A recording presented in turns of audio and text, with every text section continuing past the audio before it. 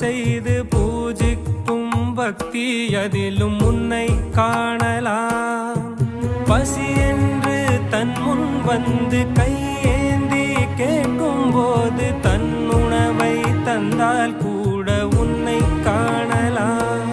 உன்னை காண பல கோடி இங்கு வாரி இறைக்கிறார்கள்.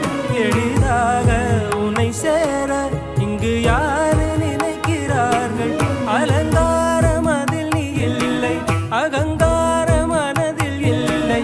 துளி கள்ளம் கபடம் கலந்திடாத அன்பில் இருக்கிறாய். உணர்ந்தேன் உனையே உனையே